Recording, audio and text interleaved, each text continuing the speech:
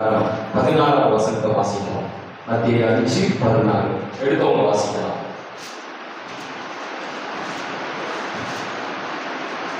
மத்திய 5:16.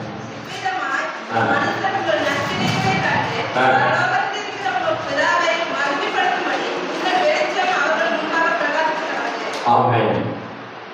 உங்கள் வெளிச்சம் பிரகாசிக்க கடவுள். யாருக்கு? தேவனுடைய நாமம் மகிமைப்படும்படியாக உங்கள் வெளிச்சம் பரலோகத்துக்கு தேவன் சந்தோஷப்படும்படியாக என்று சொல்லி அந்த இடத்துல வாசிக்கிறது. அப்போ இந்த வார்த்தைக்காக ஒரு நிமிஷம் கண்களை நீர் மகிமைப்படுகிறாக என்னோட சபா வார்த்தைகளை நீர் ரகசியங்களை எங்களுக்கு கற்றுக் கொடுங்க. உடைய நாமத்தை மாத்திரம் மகிமைப்படுத்தும் பெரிய காரியங்களை செய்யும். இயேசுவின் நாமத்தில் விடுகிற நல்ல பிதாவே, ஆமென்.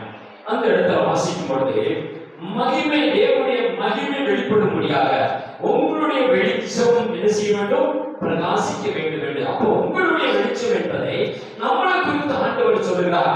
அவர் சந்தோஷப்படும்படியாக நம்ம கிட்ட ஒண்ணு அவர் எதிர்பார்க்கிறார் என்பது அர்த்தமாக இருக்கிறது. நம்ம இடத்துல வெளிச்சம் எவ்விதமாக வெளியே கொண்டு வர வேண்டும் என்பதற்கு முன்னாடியே தேவன் அவங்க விளக்கங்களை தேவன் கொடுக்கிறார். பாருங்க, அதுல 13வது வசனத்தை வாசிக்கலாம். எடுத்தவங்க வாசிக்கலாம்.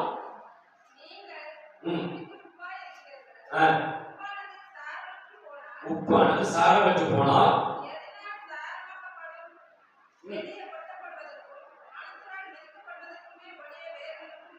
ஆமென். இந்த இடத்துல வாசிக்கும் போது பாருங்க, அது உப்பானது சாரமற்று போனா என்று சொல்லப்படுகிறது. எதனால் சாரமற்று போகும்?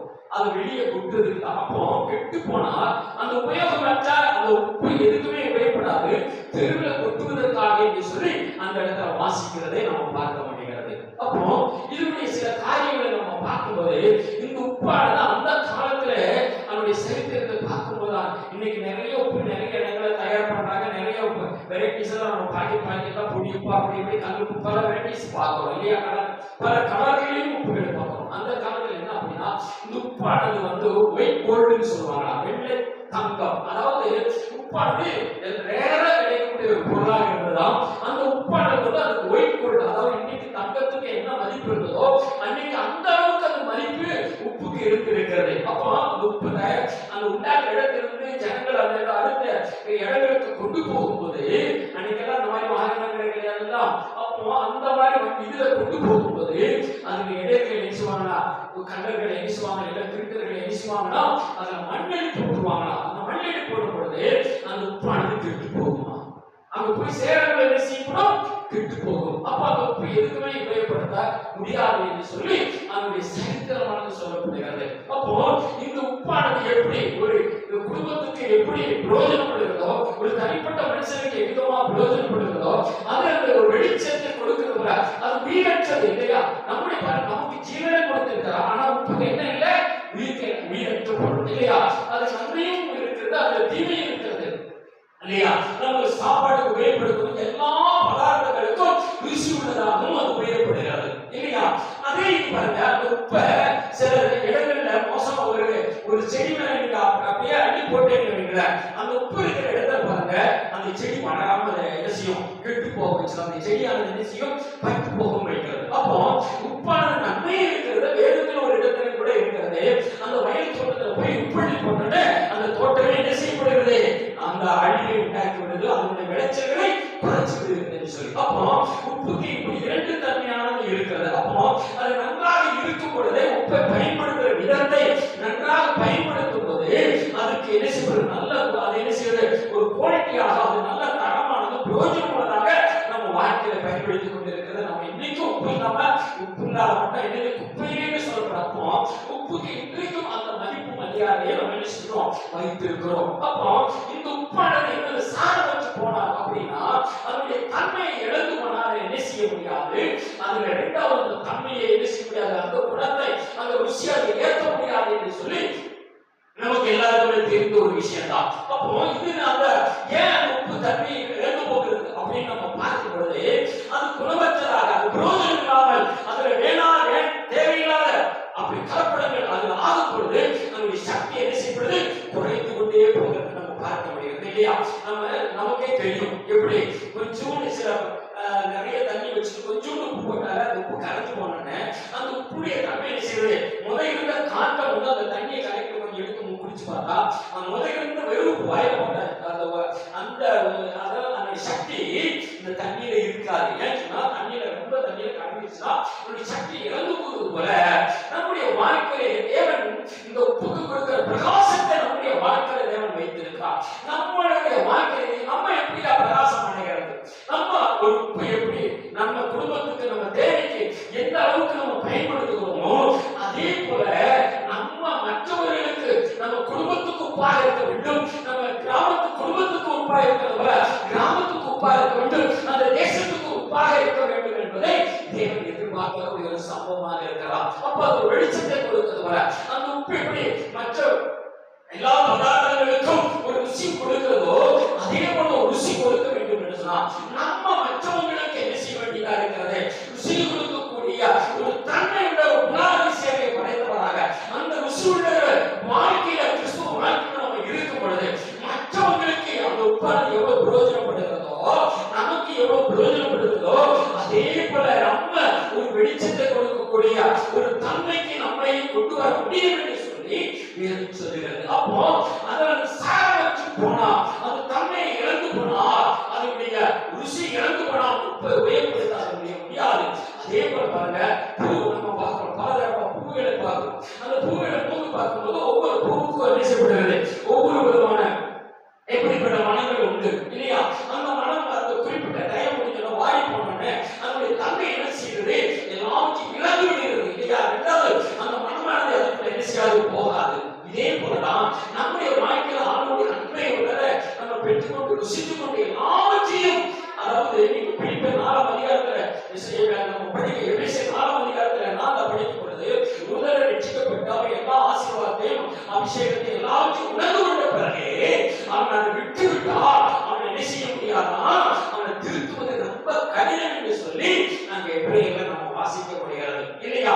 அப்போ தேவன் இதை சுட்டி காட்டுகிறார். நம்முடைய வாழ்க்கையில நம்ம எந்த அளவுக்கு ருசியுள்ளவராக காணப்படுகிறோம், தேவனுடைய நன்மை எந்த அளவுக்கு பெற்றுக்கொண்டோம், அதை குடும்பத்துக்கு எவ்வளவு பிரயோஜனப்படுகிறோம், பரிசுத்த ஆவியுடைய அபிஷேகத்தை பெற்றுக்கிறோம், ரட்சிப்பை பெற்றுக்கிறோம், இந்த ரட்சிப்பு எந்த அளவுக்கு மற்றவங்களுக்கு பிரயோஜனப்படுகிறது என்பதை நம்ம பார்க்க வேண்டிய அவசியமா இருக்குது. அதை நம்ம இழந்து விட்டோம் என்று சொன்னால், ரட்சிப்பை இழந்து விட்டோம் சொன்னால் உங்களுடைய தன்மை எவ்விதமாக மாறி போகிறதோ அதே மாதிரி நம்மளை எந்த உபயோகமற்றவர்களாக நம்ம காணப்படுவோம் என்று சொல்லி வேதம் தெளிவாக சொல்லப்படுகிறது. அப்போ அந்த அதே நம்ம வாசிப்போம், அந்த 16வது வசனத்தை வாசிப்போம், உலகத்துக்கு நீங்கள் வெளிச்சமாக இருக்கு. அப்போ வெளிச்சத்தை நம்ம கொடுக்கும் பொழுது தேவன் அதை எதிர்பார்க்கிறார். நம்மகிட்ட என்ன வெளிச்சம்? உலகத்துல சூரியன் வெளிச்சம் இருக்கு, நிலா வெளிச்சம் இருக்கு, நட்சத்திரங்கள் வெளிச்சம் இருக்கு, இப்படி பலதரப்பட்ட வெளிச்சங்கள் இருக்கு இல்லையா? இன்னைக்கு பல்புகளே பலதரப்பட்ட பல்புகள் வந்துச்சு இல்லையா?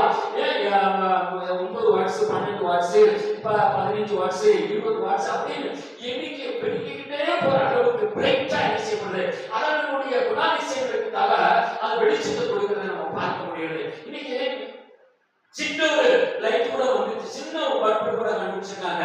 அது என்ன பல்பு? நமக்கு எல்லாருக்கும் அது என்ன சொல்லுவாங்க?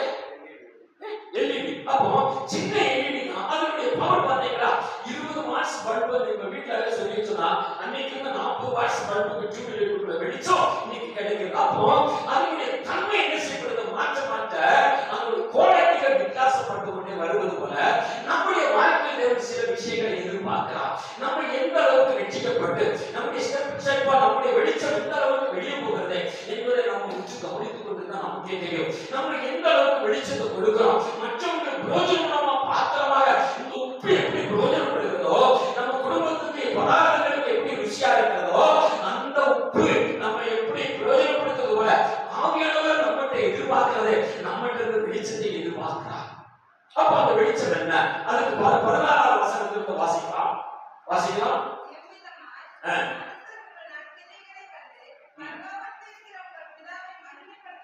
பரலோகத்தில் இருக்கிற உங்கள் பிதா மகிமைப்படும்படியாக உங்களிடத்தில் இருக்கிற வெளிச்சத்தை கண்டு யார் சந்தோஷப்பட வேண்டும்?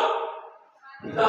பரலோகத்தில் இருக்கிற பிதா சந்தோஷப்பட வேண்டும். அப்போ நம்மை வெளிச்சம் எப்படி இருக்கிறது என்பதை நம்ம பார்க்க 16வது வசனம் 14 வாசிக்கலாம்.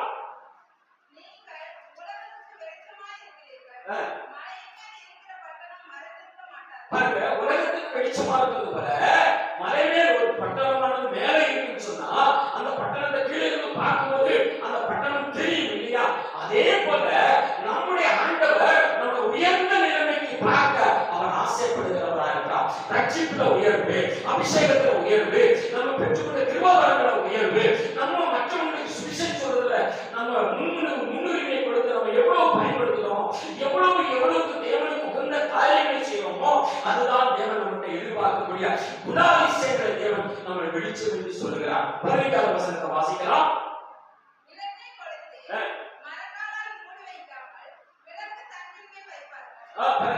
விளக்கு கொளுத்தி எது மேல வைப்பாங்களா? விளக்கு தண்ணி மேல வைப்பாங்க.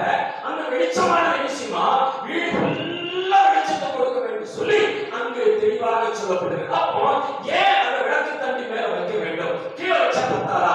அப்படின்னா விளக்கு மேல தூக்கி வச்சா நம்ம அந்த காலத்துல நம்ம பார்த்துருக்கோம். பழைய வீடுகள்ல இந்த கரண்ட் எல்லாம் இல்லாத வீடுகளை பார்க்கும்போது சினி வெடிக்க, அதாவது மண்ணெண்ணெய் விளக்கு கொளுத்திருப்பாங்க தெரியுமா? அந்த கிளாஸ் எல்லாம் போட்டு அதுல சுத்தி கிளாஸுக்கு அதெல்லாம் தொடச்சு மண்ணெண்ணெய் ஊத்தி அதுல ஒரு அட்ஜஸ்ட்மெண்ட் திருக்கிற மாதிரி எல்லாம் இருக்கும். அதை பாருங்க, மேல இருந்து ஒரு கம்பி தொங்க விட்டுருப்பாங்க, அதுல ஒரு கொழுத்து மாதிரி இருக்கும், அதுல தொங்க விடுவாங்க. ஏன் அப்படின்னா அந்த தொங்க விடும்போது அந்த வெளிச்சமானது வீடு ஃபுல்லா தெரியணும். அது அந்த வீடு ஃபுல்லா தெரியறதுக்கு அந்த விளக்கு தண்டை மேலே வச்சு அப்படியே தொங்குடுவாங்க. சிலவு நினைச்சுவாங்க நல்ல உயரமான இடத்துல வச்சு நினைச்சுக்குவாங்க.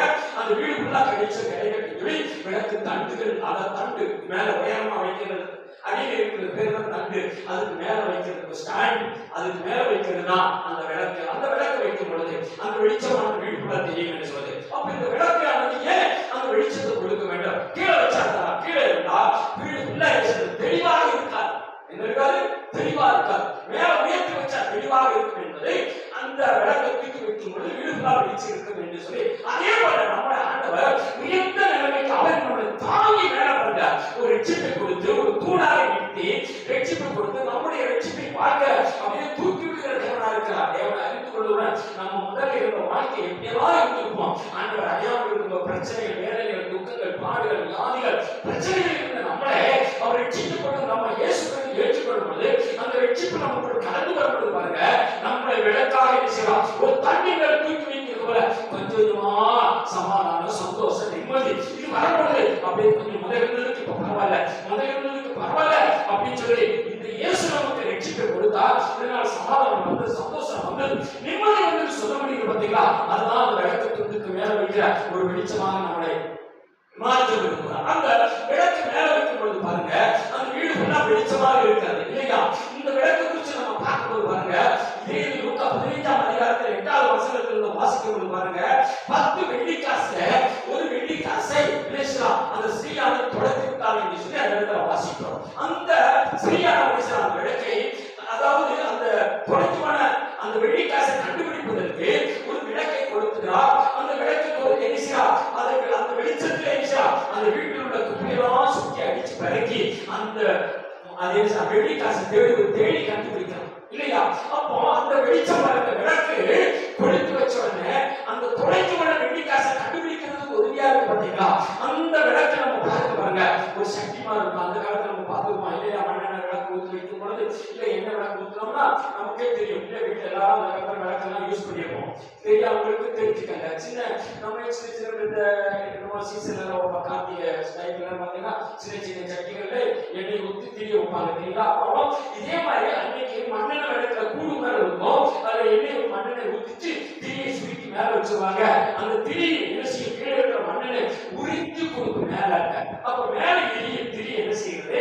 எரிகிறது. அந்த திரியானது என்ன செய்யுது? அந்த இடத்துல ஃபுல்லா வெளிச்சத்தை கொடுக்கிறது போல கூடாய் இருக்கிற நம்முடைய சரீரமானது தேவனுக்கு ஒரு மண்பாண்டமாக தேவன் படைத்திருக்கிறார். இந்த மண்பாண்டத்துக்குள்ள ரட்சிப்பை கொடுத்து ஒரு அபிஷேகத்தை கொடுத்து அந்த அபிஷேகமானது வெளிப்படும். பார்த்தீங்களா? அதுதான் வெளிச்சம். அந்த திரியானது எரியுது போல வெளிச்சத்தை கொடுக்கிறதை நம்ம ரட்சிப்பை பெற்றுக்கொண்ட ஒரு சாட்சி உயிர்ப்பிக்கும். உன்னுடைய நம்முடைய நடக்கையை கண்டு இவன் கிறிஸ்துவுக்குள் ரட்சிக்கப்பட்டு இவன் உண்மையான கிறிஸ்துவன், இவன் தேவனை அறிந்தவன், இவன் தேவனுடைய பிள்ளை, தேவனுடைய குமாரன் என்று சொல்லும்படியாக, இது தேவனுடைய குடும்பம் என்று சொல்லும்படியாக நம்முடைய வாழ்க்கையில அந்த ரட்சிப்பை நம்ம எவ்விதமாக காத்துக் கொள்ளுகிறோம். அந்த விளக்கானது என்ன செய்யப்படுகிறது? கீழே இருக்கிற மண்ணது உரியும், மேல உரியும். அப்ப உரியும் எரியும். அப்போ விழிகிறது என்னதே அந்த திரி. அப்போ இது நம்முடைய வாழ்க்கையில இந்த அபிஷேகத்தை நமக்கு கொடுக்கப்பட்டு அந்த அபிஷேகத்தை நம்ம நிறைச்சி சோமன்னு பாருங்க, அந்த வல்லமையானது வெளிப்படுகிறது, அந்நிய பாஷையில வெளிப்படுகிறது, ஜெபத்தின் மூலமாக அநேக காரியங்கள் நடக்கிறது, ஜெபத்தின் மூலமாக தேவசமூகத்துல தேவனோடு பேச முடிகிறது, ஜெபத்தின் மூலமாக அநேக அற்புதங்களை அதிசயங்களை அடையாளங்களை தேவன் நமக்கு வெளிப்படுத்துகிறவரா இருக்கா. அது மற்றவங்களுக்கு நம்ம பிரயோஜனமாக நம்ம பெற்றோரை ரட்சித்து மற்றவங்களுக்கு சாட்சி சொல்லப்படுது, இயேசு பற்றி சொல்லப்படுது. அந்த நமக்கு இருக்கிற விளக்கு எப்படி அந்த வெளிச்சத்தை அவங்களுக்கு கொடுக்கும். அவங்க கஷ்டப்பட்டு இருப்பாங்க, வேதனை இருப்பாங்க, வியாதி இருப்பாங்க, அவங்களுக்கு போய் சுவிசேஷம் சொல்லும் பொழுது நம்மகிட்ட இருக்கிற அந்த விளக்கு இருக்கு பாத்தீங்களா, அந்த விளக்கு எரிகிறதுக்கு அடையாளமாக நம்ம பிரகாசிக்கவளா காணப்படும். உள்ள இருக்கிற ஆவியானவர் நமக்கு வாசனைகளை கொடுத்து கொண்டே இருக்கிறார். நீ இப்படி பேசி, இப்படி சொல், இப்படி உங்களுடைய சாட்சியை சொல், அப்போ அவங்க குணப்படுவாங்க. அவங்க பிரச்சனை இப்படி இருக்கு, உங்க வசனங்கள் நீ மனசுக்குள்ள வைத்திருக்கிற அந்த வசனங்களை வெளிப்படுத்துவார். இந்த வசனங்களை சொல்லி, இந்த வசனங்கள் உங்களுக்கு பிரயோஜனமா இருக்கும் சொல்லி அந்த ஆவியானவர் உறிஞ்சி நம்ம ஆவியானவர் வெளிப்படுத்துறதுதான் அந்த தண்டான அந்த கிரியான உறிஞ்சி கொடுக்கிறது போல வெளிப்படுத்துறதை நம்ம பார்க்க முடிகிறது. பாருங்க, அந்த வெளிச்சத்தை நம்ம அம்மா நினைச்சு பாருங்க, அங்க இருக்கு வீட்டுக்கு இருக்கிற போது குப்பைகளா இருக்கிறதுனால ஈஸியா கண்டுபிடிக்க முடியல.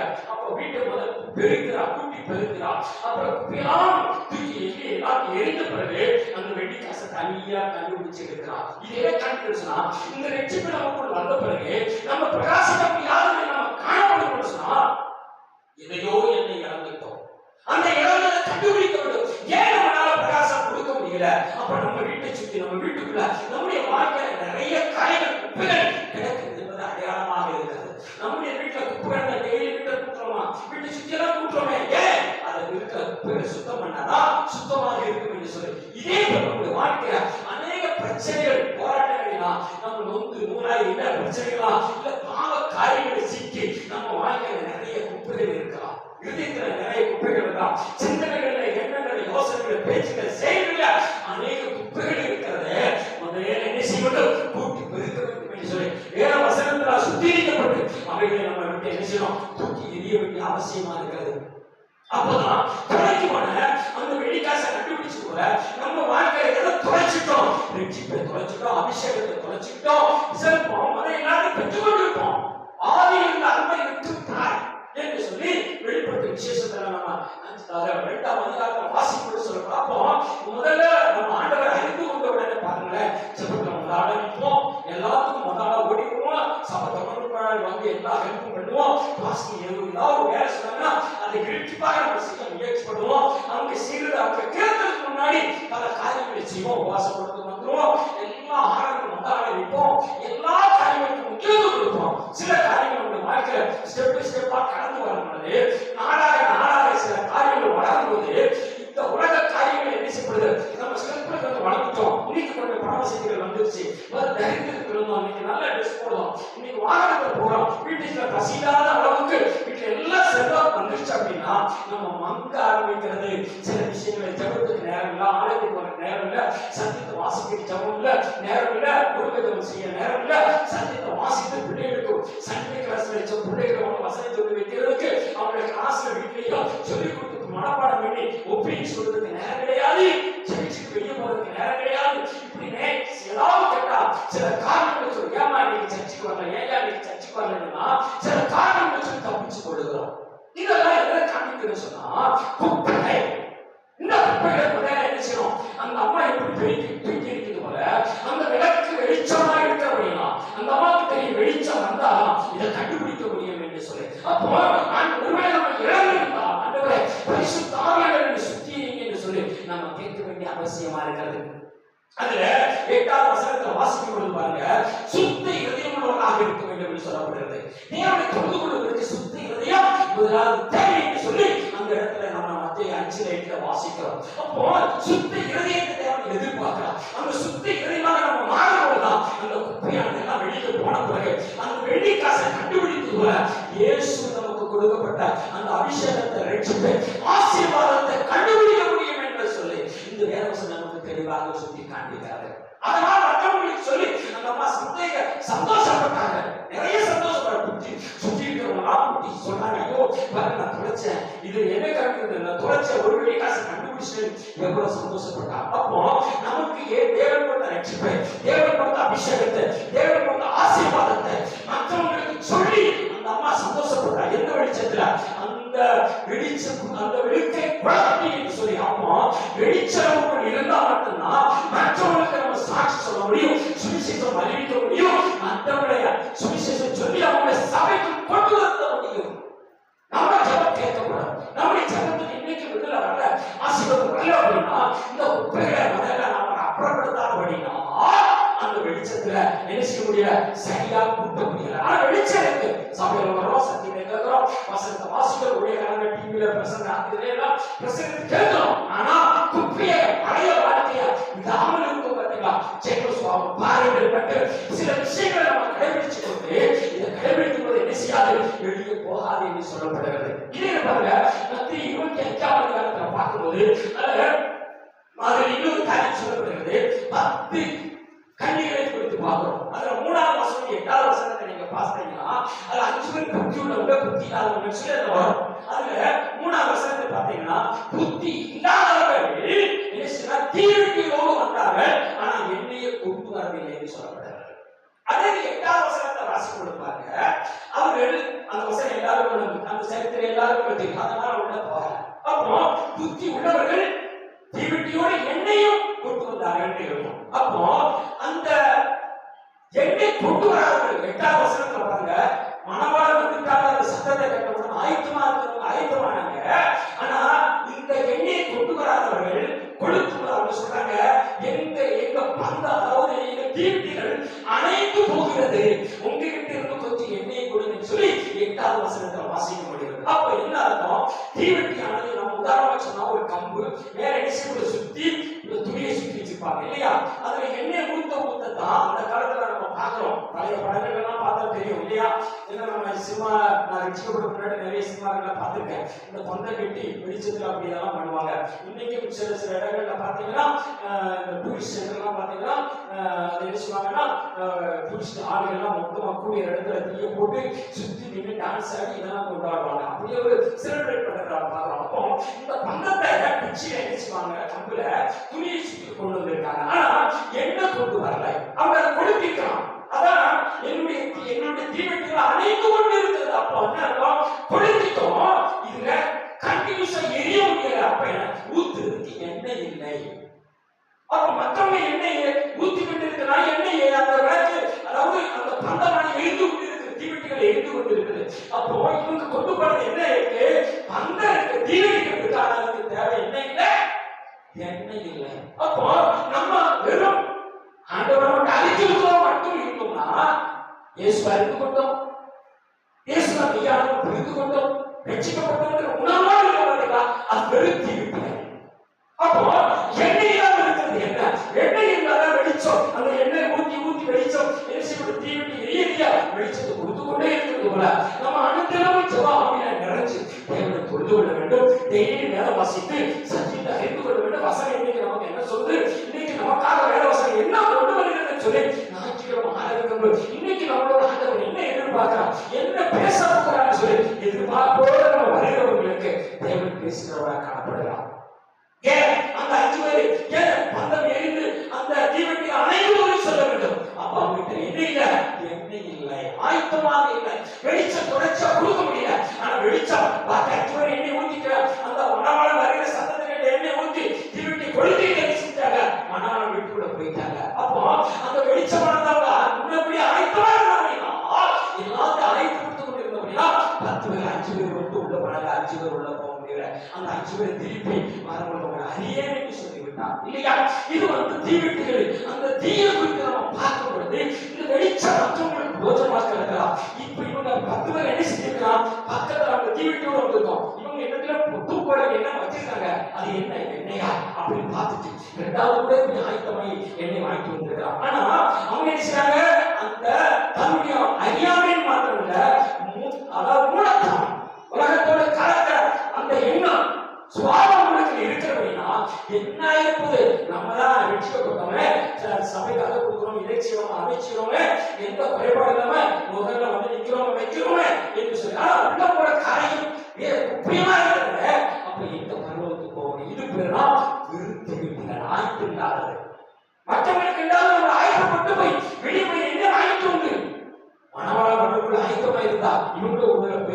என்று இரண்டாவது யோசித்திருக்கலாம். இதுல பாருங்க இன்னொரு இடத்துல நம்ம வாசிக்கும் போது பாருங்க வெளிப்படுத்துற விசேஷம் 2ஆம் அதிகாரத்துல நீங்க 5வது வசனத்தை கண்டிப்பா நீங்க வாசித்து பாருங்க. அங்கு ஒரு விஷயத்தை சொல்லப்படுது. நீ எந்த இடத்துல விழுந்தாய் என்பதை நீ என்ன செய்ய ஆராய்ந்து பார்த்து திரும்பி வா என்று சொல்லி அங்கு சொல்லப்படுகிற வாசிக்கப்படுகிற வாசிக்கலாம். வெளிப்படுத்துற விசேஷம் 2ஆம் அதிகாரம் 5வது வசனம் எடுத்தவங்க நீ இந்த நிலைமையில் விழுந்தாய் என்பதை நீ நினைத்து மனம் திரும்பி ஆதி இருந்த கிரியை செய்வாயாக. இல்லாவிட்டால்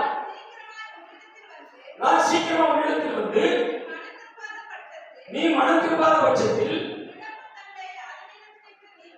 விளக்கு கண்ட இடத்திலிருந்து நீக்கிவிடு. அப்போ ஒருவேளை நம்ம இன்னைக்கு ஆண்டவரே நான் மற்றவங்களுக்கு பிரயோஜனம் இல்லாதபடி உலகத்தில் நீங்களே வெளிச்சம் என்று சொல்லி அந்த இடத்துல வாசித்தோம் இல்லையா? மத்தியில வாசித்தோம். அப்போ நம்ம மற்றவங்களுக்கு பிரயோஜனமா இருக்க, உலகத்துக்கு பிரயோஜனமா இருக்க, சபைக்கு பிரயோஜனமா இருக்க, குடும்பத்துக்கு பிரயோஜனமா இருக்க, நம்முடைய வாழ்க்கைக்கு நம்மளே பிரயோஜனமா இருக்க முடியாமல் இருந்தால் இன்னைக்கு ஆண்டவர் சொல்றார் நீ எந்த இடத்துல விழுந்து போனாய் என்பதை நீ உணர்ந்து மனதில் வா. இல்லைன்னு சொன்னா சீக்கிரமா வந்து உன்னுடைய விளக்கு துண்டை விலக்கி போடுவேன். விளக்கு துண்டு. அப்போ அந்த விளக்கு துண்டு அந்த தண்டு அதுக்கு மேல வச்சிருக்கிறதே விளக்கு. அப்ப அடியில் இருக்கிற தண்டை எடுத்துட்டா மேல இருக்க வெளிச்சம் அந்த விளக்கு எங்க வந்துடும்? கீழே வந்துடும். அப்போ அந்த விளக்கு தண்டை நம்ம விட்டு விளக்கணுமா? நம்ம உயர்ந்தா இருக்கணும். தேவன் நம்ம உயர்த்தி வச்சிருக்கா. ஆனா நம்ம உயர்த்துவதை நம்ம என்ன செய்ய முடியல, புரிந்து கொள்ள முடியல, செயல்படுத்த முடியல, அதை பயன்படுத்த முடியாத அப்படின்னா தேவன் அங்கிலும் நம்ம சில காரியங்களை செய்தா, சில காரியங்களை உணர்த்தி கொடுத்தா, உலகத்துக்கு நீங்க வெளிச்சமா இருங்க, உலகத்துக்கு நீங்க உப்பா இருங்க, உங்க குடும்பத்துக்கு நீங்க உப்பா இரு, உன் குடும்பத்துக்கு உப்பா இரு, உன் உறவினருக்கு உப்பா இரு, உன் தேசத்துக்கு உப்பா இரு, நீ சபைக்கு உப்பா இரு என்று சொல்லி நம்மளை தேவன் வைத்திருக்கும் பொழுது தேவனை வெளிச்சமாகுது. நமக்கு வெளிச்சமாகுது, உன் குடும்பத்துக்கு வெளிச்சமாகுது. நம்மகிட்ட என்னென்ன காரியம் இருக்கிறது, எந்த இடத்துல விழுந்தோம், எதை சரி பண்ண வேண்டுமோ என்பதை நம்ம சரிவாக விட்டால் கெட்டு போவோம். அதே பாருங்க அந்த மத்திய 5:20 வசனம் சொல்லப்படுகிறது. அந்த வசனத்தை வாசிக்கலாம். 20 மத்திய 5:20 வசனப்படுகிறது. அங்கு வேதபாரகர்கள் பரிசேயர்கள் போல இவங்க நீதியை விட உங்க நீதி அதிகமாக இருந்தால் மட்டும்தான் தேவன் ராஜ்யத்துக்குள் பிரவேசிக்க முடியும் என்று சொல்லி அங்கு வாசிக்கப்படுகிறது. மத்திய 5:20 வாசிக்கப்படுது. அப்போ வேதபாரகர்கள் பரிசேயர்கள் ஏன் அந்த இடத்துல ஆண்டவர் சொல்லுகிறார்? அவர்களுடைய நீதியை விட உங்க நீதி என்னவா இருக்கணும்?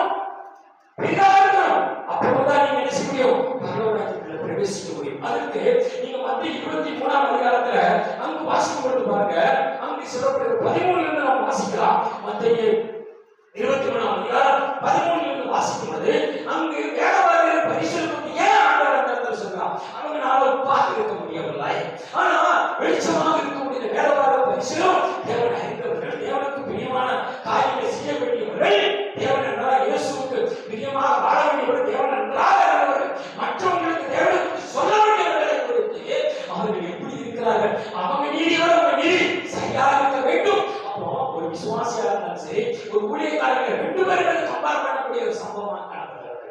அது ஊழியக்காரர்கள் தானே அப்படின்னு அல்ல, விசுவாசிகளாகி நமக்கும் அதை வெளிப்படுத்துகிறவர் காணப்படுகிறார். அதை பாருங்க ஏன் அவங்க குறிப்பா சொல்கிறார் பார்த்தா மத்திய 23ஆம் அதிகாரத்துல 13ஆவது வசனத்துல வாசிக்கலாம். மாயக்காரங்க வேதபாரகரே பரிசேயரே உங்களுக்கு ஐயோ. என்ன இதுக்காக ஐயோ? வாசிக்கலாம்.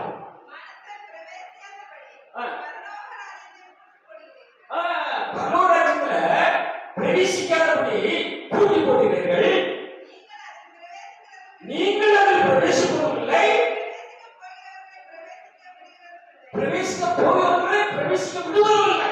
பாருங்க அங்கு தெளிவாக சொல்லப்படுகிறது. அப்போ வேதங்கள் பரிசேயர் என்ன?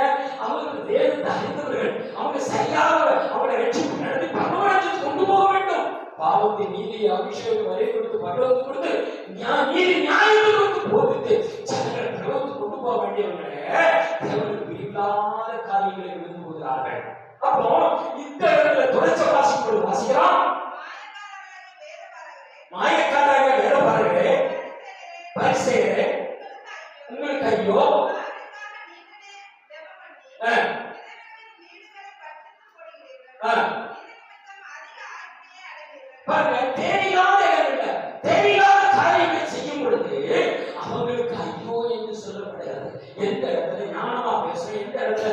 தெளிவாக இருக்கணும், எந்த இடத்துல நம்ம சரியா இருக்கணும், பெண்கள் வயதானவர்கள் எப்படி இருக்கணும், முதியோர் எப்படி இருக்கணும், வாலிபர்கள் எப்படி இருக்கணும், ஒரு குடும்பத்துக்கு போன அந்த இடத்துல எப்படி இருக்கணும் என்பதை நமக்கு தேவன் கற்றுக் கொடுக்கிறவர்களாக காணப்படுகிறார். வாசிக்கலாம்.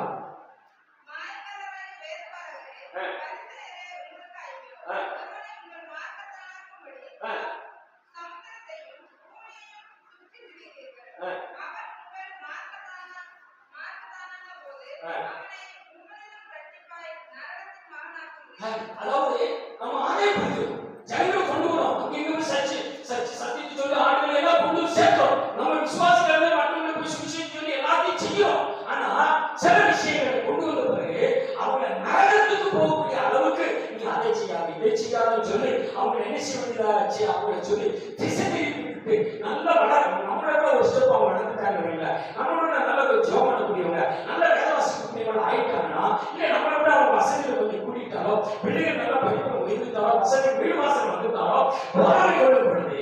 ஆனா நம்ம சொல்லுவோம், நாம் பார்த்து கொண்டு வந்தேன் சர்ச்சைக்கு, நாம் பார்த்து ரட்சிப்பு கொடுக்க வழி நடத்தின, நாம் பார்த்து ஜோம் பண்ண இவனுக்கு விடுதலை கிடைச்சிச்சு, இன்னைக்கு இப்படி இருக்கான் அப்படி இருக்கான்னு சொல்லி அவனை குறிச்சு தூற்றுகிறது, அவனை குறிச்சு குறை சொல்றது, இன்னும் அவனை பத்தி ஏதாவது சொல்லி மட்டம் தட்டி அவனை சபைக்கு வரவிடாமல் கெடுக்கிறது. இப்படி பல காரியங்கள் விசுவாசிகளை செய்கிறது நம்ம பார்க்க முடிகிறது.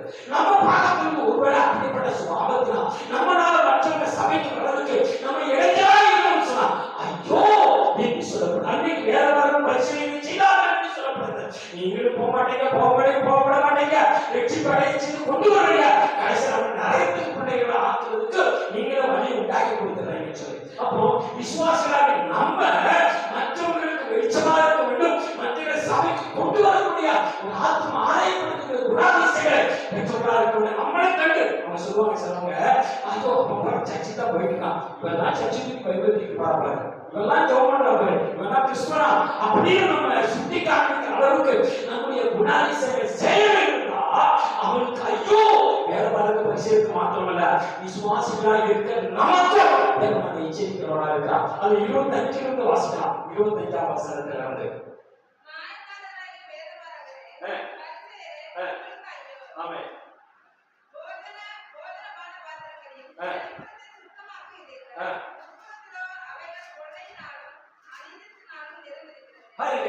வேற பலகை பரிசீலனை நீங்க வெளியில பாத்திரத்தை மட்டும் நம்ம வீட்டை சுத்தம் பண்றோம், உள்ள இருக்கிற கரையை அந்த பாத்திரத்துல என்ன கரை பிடிச்சிருக்கு, என்ன அழுக்கு இருக்கு, என்ன குப்பை இருக்கு, அதை சுத்தம் பண்ண வேண்டிய அவசியம் சொல்லப்படுகிறது. அப்போ நம்ம வீட்டுல எல்லாரும் நமக்கே தெரியும், வீட்டுல டெய்லி பாத்திரம் தேய்க்கல, வெளியே பாத்திரமா தேய்ச்ச மட்டும் படிச்சுக்க கூடாது, உள்ளேயே என்ன சுத்திரிக்கப்படணும். அப்ப என்ன அர்த்தம், நம்ம வேஷம் போடுகிற கிறிஸ்துவனாக இருக்கக்கூடாது.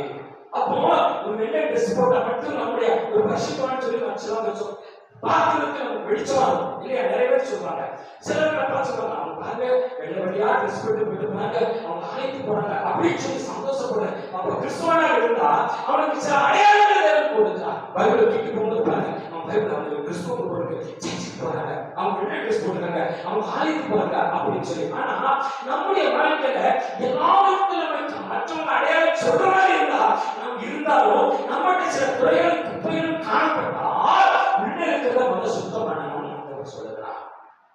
உள்ள இருக்க குப்பைய சுத்தம் பண்ணணும். அந்த அம்மா எப்படி வெள்ளிக்காசை கண்டுபிடிக்கிற வீட்டுக்கு இருக்க குப்பையெல்லாம் கூட்டி பெருக்கி அந்த வெளிச்சத்தில் எரிந்தாலோ லட்சியத்தை பெற்றுவிட பிறகு சத்தியம் மூலமா நம்ம கேட்கிற வசனத்தை கேட்டு நம்மளுடைய குப்பைகளை வெளித்துக்க வேண்டும். அதே மாதிரி அந்த பாத்திரத்தை உள்ள இருக்கிற இதயமாகிய உள்ளத்தை சிந்தனை எண்ணங்களை எல்லாருக்கும் பரிசுத்தமாக்குற வசனம் நம்ம சுத்திரிக்கிறதுக்கு ஒப்பு கொடுக்க வேண்டிய அவசியமா இருக்கிறது. இல்லைன்னா அந்த வேத பாடலுக்கு அன்னைக்கு பரிசீலிக்க என்ன நடந்ததோ அதுக்கு நாம விசுவாசிகளுக்கும் இதே நம்மளும் அதே போல சரியாக நமக்கும் இதுதான். வாசிக்கலாம்.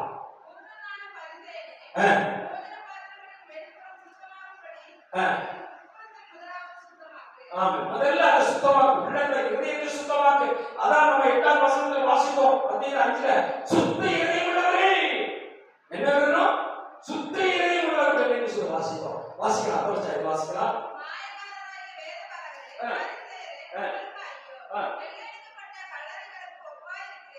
வெள்ளையடிக்கப்பட்ட கல்லறைகள், அதுல குறைச்ச பார்த்தா உள்ள எறும்பு கூட தான் இருக்கும், வெள்ளை பழிச்சு இருக்கும், கலர்கள் படிக்கிற மொசைக்களை போட்டு செஞ்சு வச்சிருப்பாங்க. அதுல நல்லா அழகா கருவெல்லாம் எழுதி வச்சிருப்பாங்க.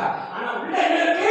எலும்பு கூடு. இதே மாதிரி நம்ம ஆண்டவர் சொல்றா, வெளிவேஷம் மட்டும் நீ இருக்காத, உன் உள்ள இருதயமானது அந்த எலும்பு கூடு உள்ள கலருக்குள்ள இருக்கிற மாதிரி நீ உள்ள என்ன செய்யாத, கூடா மட்டும் இருக்காது, எலும்பா மட்டும் இருக்காத, சதையும் ரத்தோட்டம் உடக்கூடிய ஒவ்வொரு பேச்சுவார்த்தைகளும் எப்படியெல்லாம் உள்ளே இருந்து செயல்படுதோ அதே போல ஆவி காய்கள் ஆவி வளரில் நிறைந்தவனாக இருக்க வேண்டும் என்று சொல்லி வேதம் நமக்கு கற்றுக் கொடுக்கிறது.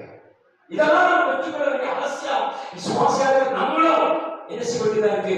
இதை கவனமாக கைப்பற்ற வேண்டிய அவசியம். இல்லைன்னா அன்னைக்கு வேற உலகம் பரிசோதி இதுமா நடந்தார்களே அது மாதிரி நம்ம நடக்க கூடாது என்பதை தேவன் நமக்கு எச்சரித்துக் கொடுக்கிறார். வாசிக்கலாம்.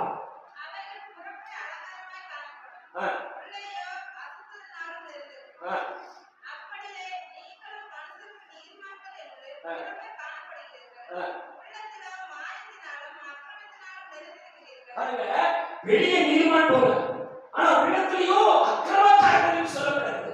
நம்ம வெளியே நீதிமான், மற்றவங்க நம்ம பார்த்து சொல்ற மாதிரி இருக்கலாமா, ட்ரெஸ் போட்டோ பைபிளை கொண்டு இல்ல கிறிஸ்தவ நாயகம் ஆரம்பிக்கிறாங்க சொல்ற மக்களுங்க சொல்றாங்க, ரைட். ஆனா நம்ம நீதிமானாக நிரூபிக்க வேண்டும். அதான் வேதவன் பரிசேயர்கள் உங்க நீதியை பெரிதாக இருக்க வேண்டும், தெளிவாக இருக்க வேண்டும் அப்படின்னு ஆண்டவர் நம்முடைய எதிர்பார்க்கிறார். விசுவாசிகள் நம்ம இந்த கடைசி நாட்களில் தேவன் எதிர்பார்க்கக்கூடிய நீதிமானாக மாற வேண்டிய அவசியமா இருக்கிறது. அன்னைக்கு நோவா பார்த்து சொன்னா நீதிமான் சொல்ல, யோபை பார்த்து சொன்னா நீதிமான் சொல்லப்படுறான். அப்போ ஆபிரகாமை பார்த்து சொன்ன நீதிமான், நம்ம நீதிமானாக இருக்கிறோமா என்பதை நம்ம ஆராய்ந்து பார்க்க வேண்டிய அவசியமா இருக்குது. சீக்கிரம் வாசிக்கலாம், நம்ம வளர்ச்சியா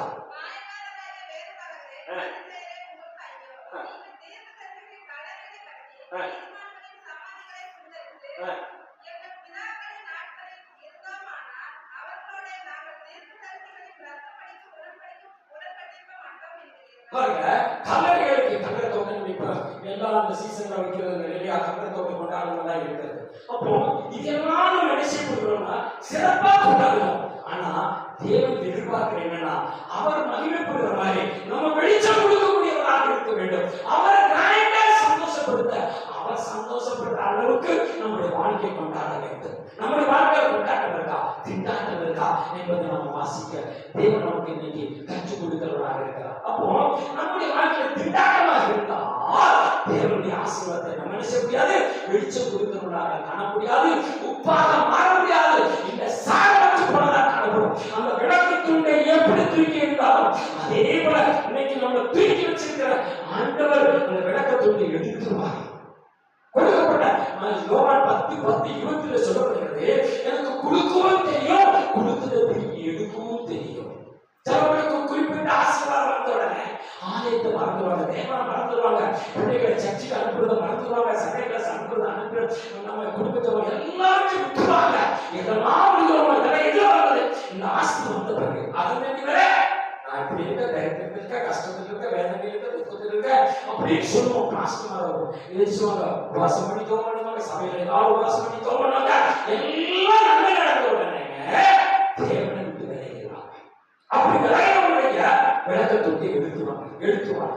அப்படி எடுத்துட்டா அவன் நிலைமை என்ன, முன்னிலைமை காட்டி மோசமாயிடும். திருப்பி 1ஆம் அதிகாரத்துல கடைசி 3 வசனங்களை வாசிக்கும் பொழுது அங்கு சில விளக்கங்களை தேவன் நமக்கு தெளிவாக கொடுக்கிறார். நீங்க அதை கூட எடுத்து வாசிக்கலாம், சீக்கிரம் படிச்சலாம். தீத்து 1ஆம் அதிகாரம் கடைசி 3 வசனங்களை எடுத்து வாசிக்கலாம். விசுவாசத்தில் ஆரோக்கியமுள்ளவர்களாக இருக்கும்படி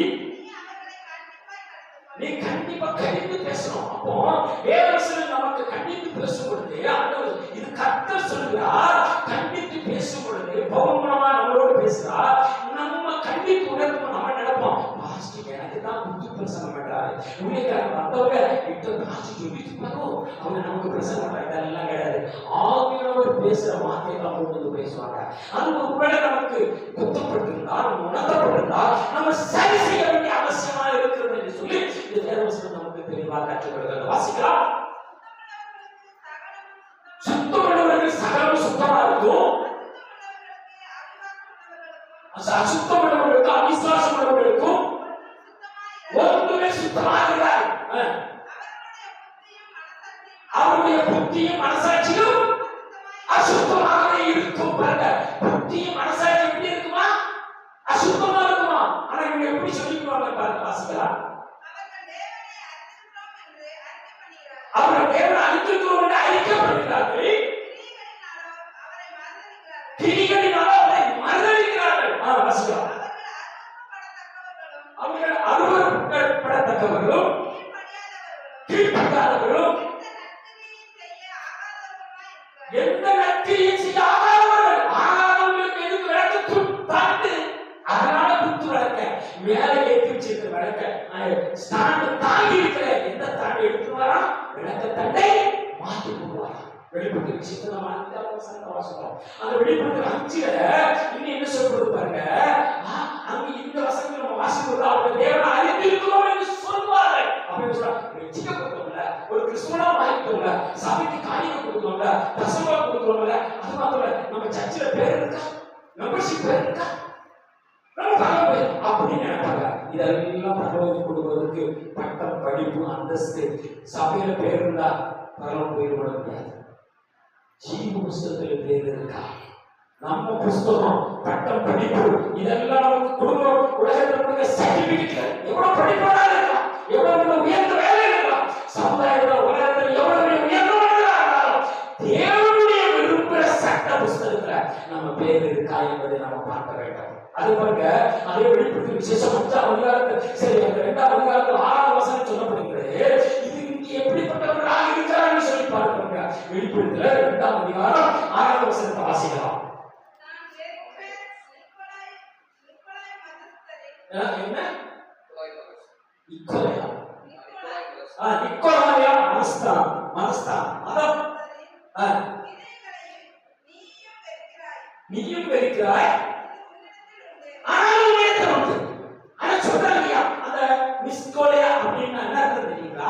அவங்களை சரித்திரத்தை படிக்கும் பொழுது அவங்க எப்படிப்பட்டவங்க, அந்த மதத்தங்களை தேவனை அறிந்தாலும் எல்லாம் கலப்படம் பண்ணி வச்சுக்குவாங்க. தேவனுக்கு பின்னாத காரியங்களை செய்யலாம், விக்கிரகங்களை பண்ணலாம், நீ என்ன இதை வச்சு வேணாலும் என்ன வேணாலும் செஞ்சுக்கோ.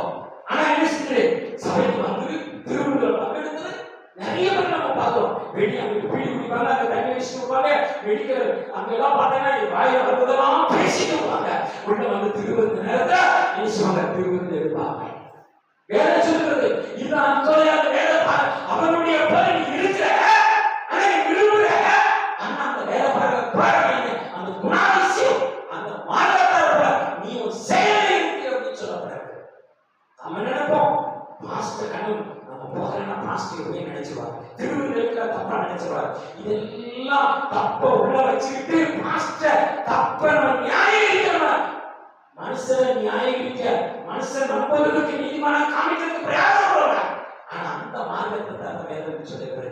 இதெல்லாம் நீ நினைக்கிற, ஆனா நீ இந்த கிரியை இருக்குது. அப்போ 6ஆம் அதிகாரத்துல நம்ம வாசிக்கும் போது பாருங்க, பந்தி விசாரிக்காரங்க கொஞ்சம் பேர் தேவன் தெரிந்து கொண்டார்.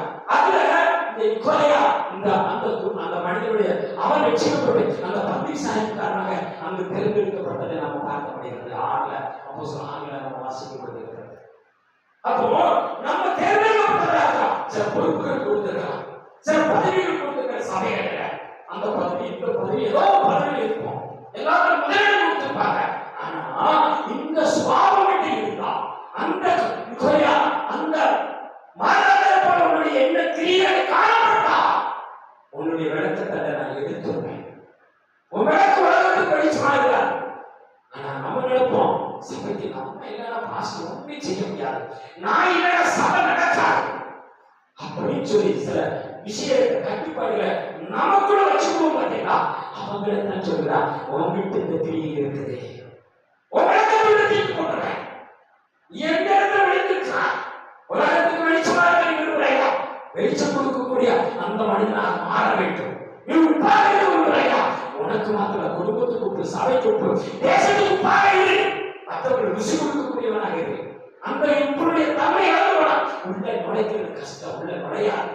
அதே போல ஒருவரை எந்த இடத்துல நம்ம விழுத்து போனோம் என்பதை நம்ம ஆராய்ந்து பார்த்து அதை சரிபடி சீக்கிரமாக சரிபடிக்கும், இல்லைன்னா உன் விளக்கத்துடைய எழுத்துருவேன்னு சொல்லி வேதம் சொல்லுகிறார்.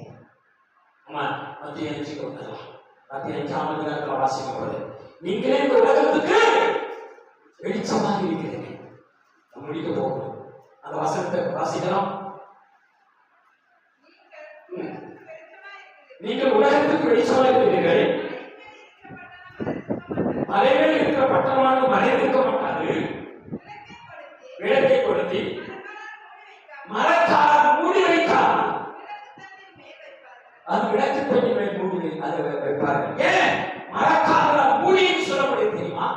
நம்ம கொடுக்கப்பட்ட ஆசீர்வாதங்கள் முழுவதையும் கிரியை செய்யப்படாதவை பெருமை, மேட்டினா, ஆடம்பரம், ஜென்மஸ்வரம், பாரம்பரிய கட்டுகள், சின்ன சின்ன தவறுகள், பாவ காயங்கள், மதுவானம், பீடி, சிகரெட்டு, கஞ்சா, மயக்க மருந்து, போதை, கெட்ட வார்த்தைகள், குடும்பத்தை சரியா நடத்த முடியல, எங்க போனாலும் சண்டை காரியங்கள் பேர வாங்குறோம், எங்க போனாலும் உருப்படாத பேர் வரோம், பேர் கிறிஸ்துவனாக வாழ்ந்து விளக்கு மாதிரி நம்ம ரட்சிக்கப்பட்டோம். விளக்கிலேயே மற்றவங்க வெளிச்சத்தை கொடுக்க வேண்டியவங்க மூடி வச்சுட்டாங்க. மரக்கால் அந்த மூடப்படுகிறது. வெளிச்சத்தை விளக்க கொடுத்துட்டு ஒரு சட்டியை கவுத்துனா வெளிச்சம் வெளியே போமா? அப்போ மரக்கால் மேல் வைக்கிறேன்னா வெளிச்சம் வராது. அந்த அந்த விளக்குக்குள்ள வைக்கிறதா வெளிச்சம் வராது. மரக்கால மூடினா வெளிச்சம் வெளியே போகாது. நம்மகிட்ட இருக்கிற தேவனுக்கு பிரிவில்லாத பாவங்கள் இது மூடுகிறது. செயல்படாது, வெளிச்சம் வரப்படாது. இந்த உலகத்துக்கு வெளிச்சம் கொடுக்க முடியாதவை, குடும்பத்தை நடத்த முடியாதவை. இன்னைக்கு பாருங்க எவ்வளவு சம்பாத்தியம் பண்ணுவாங்க, குடிச்சு திட்டுவாங்க. வீட்டுல நிக்கா குடும்பத்தை செய்ய மாட்டாங்க.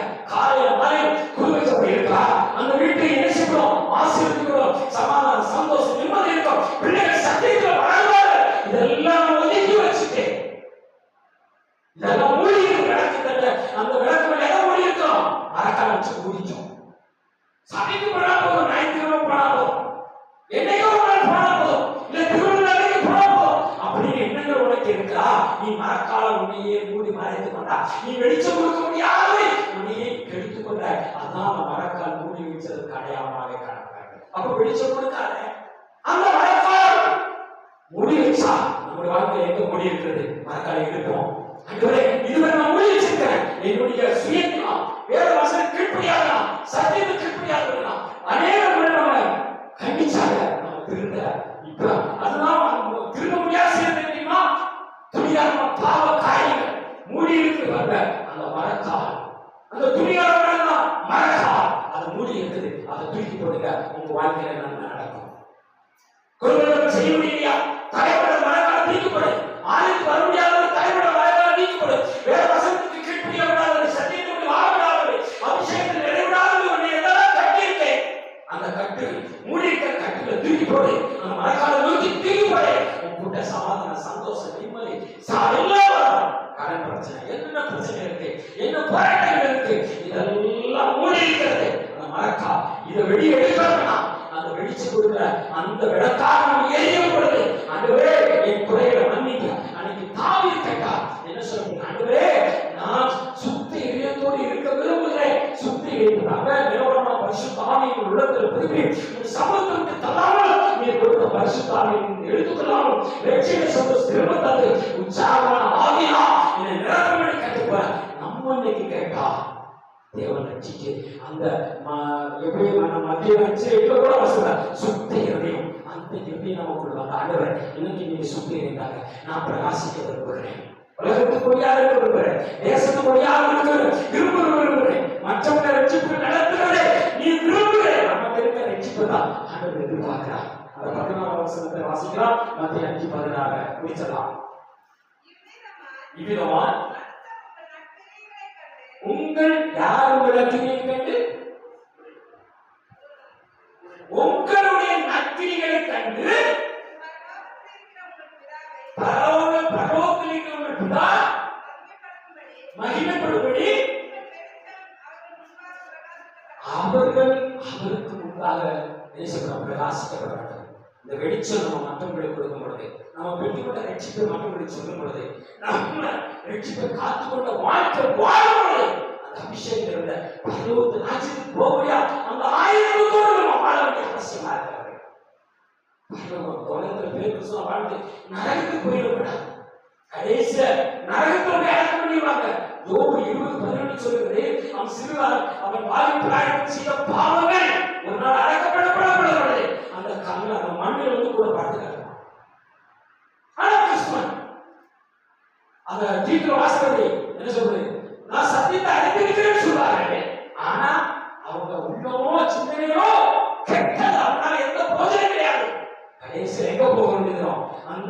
வெள்ளையடிக்கப்பட்ட கல்லறைக்குள்ள கூட அசுத்தாவி என்று அந்த எலும்புக்குள்ள இருந்து சொல்றாங்க. வெளியெல்லாம் படிச்சு இந்த நிலைமைக்கு நம்ம போய்விடக்கூடாது. என் கிறிஸ்துவுக்கு அன்பான தாய் தகப்பனாக என் சகோதரிகளே, நம்ம ஆண்டவர் எப்படி உப்பாக நம்மளை பயன்படுத்த இருக்கிறார். அந்த உப்பாக சாரமற்று போய்விடக்கூடாது, தன்மை இழந்து விடக்கூடாது. நம்ம கொடுத்த வெற்றிப்பை கடைசியோட நினைக்கிறோட என்ன செய்யப்படுவான்? வெற்றிக்கு போவான், பரவாயில்லைக்கு போக முடியும். நம்ம எந்த இடத்துல இருக்கோம்? அந்த வெளிச்சத்தை நம்ம பெற்றுக்கோமா?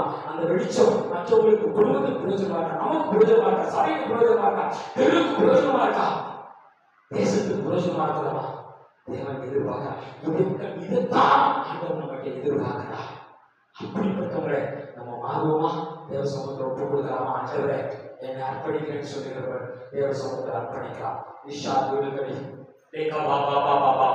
ரத்தம் ஜெய ரத்தம் ஜெய ரத்தம் ஜெய ரத்தம் ஜெய ஆகியோரே நாங்கள் துதிக்கிறோம், வாழ்க்கிறோம், வணங்குகிறோம். இயேசுவின் நாமத்தில் அப்படிப்பட்டவங்க